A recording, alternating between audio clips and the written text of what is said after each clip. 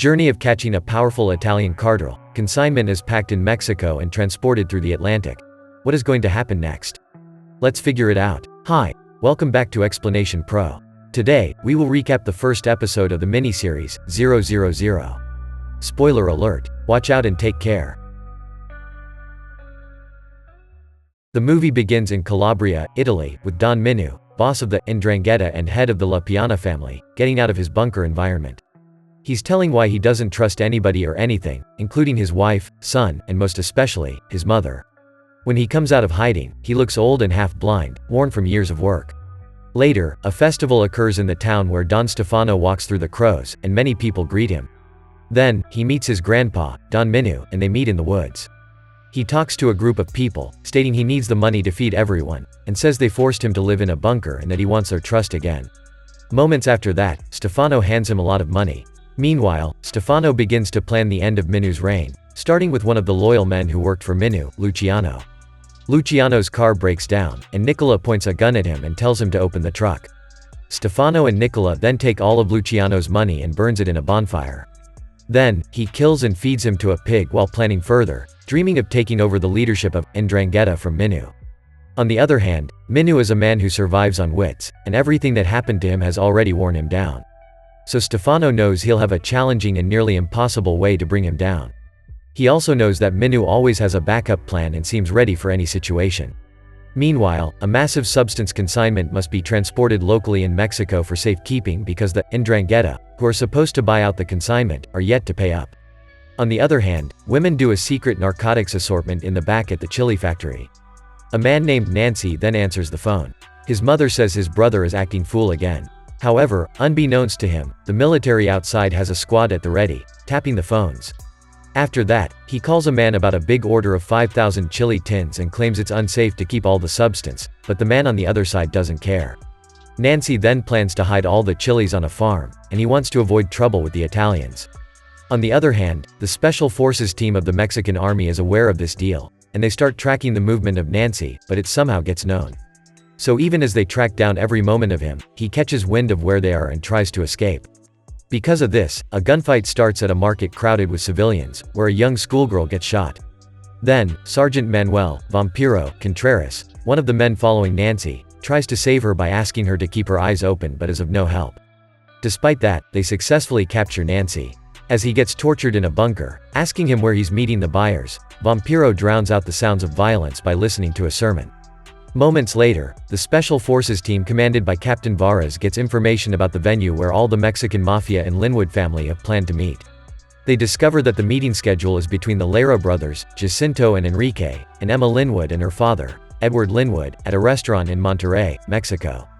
The forces then track down some SUVs and monitor the situation as they watch the meet-up.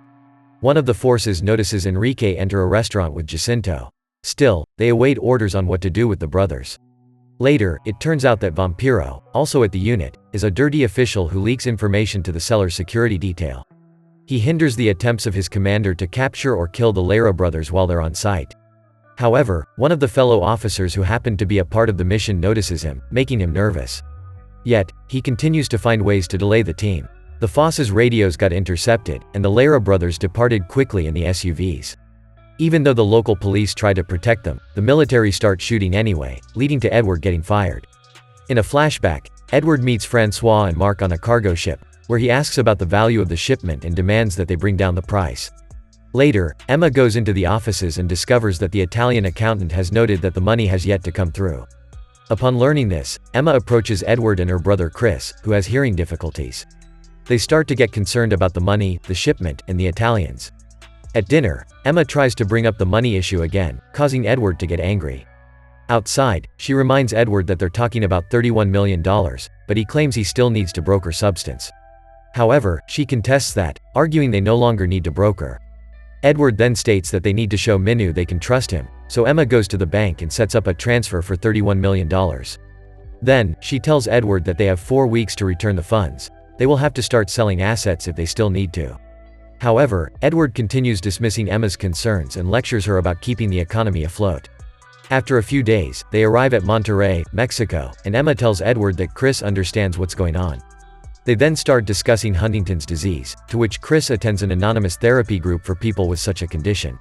Edward says he doesn't want Chris to run the family business if anything goes wrong. He then restricted him from participating in the discussions about their company.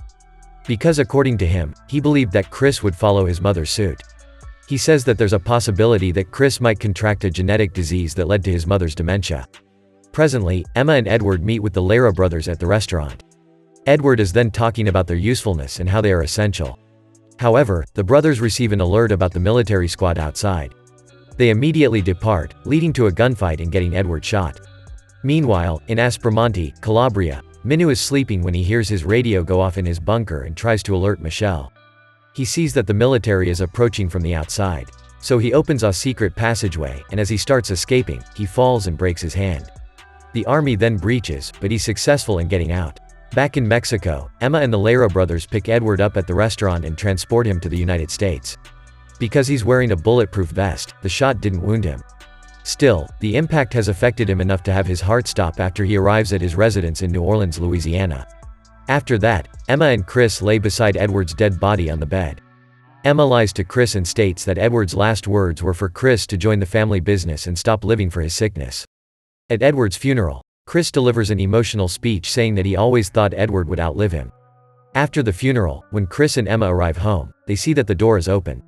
They then find Stefano visiting their home, claiming to be their father's friend and offering his condolences. Stefano states that he wants to deal with the shipment directly and meet the Mexicans. Emma then tries to resist, claiming that brokers don't introduce buyers and sellers. However, Stefano gets aggressive and threatens them that if she doesn't agree to his terms, he has no other way but to her and Chris' life. After his assault on Emma, he reveals that he's taking the shipment and looking for a new broker. He also claims that he's not worried about Minu. However, he has less leverage than he thought. Emma immediately sparks into action and holds another meeting with him, revealing she got in touch with Minu.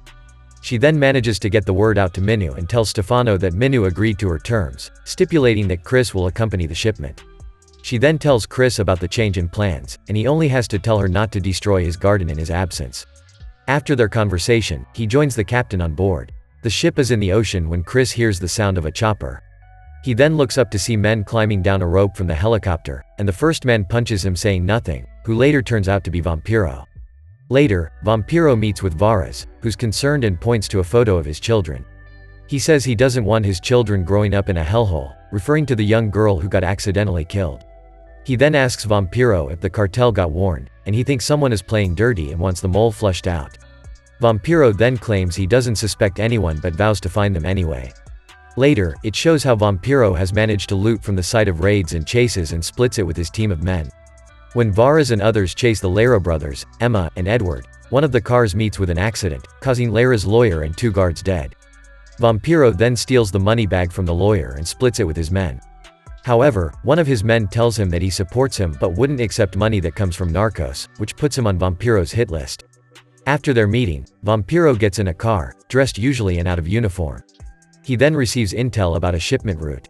Later that day, he enters a club and starts shooting 3 men, one of which is from the military, who he feels close to, and who's expecting a baby. He says he frames the soldier, making an example out of it.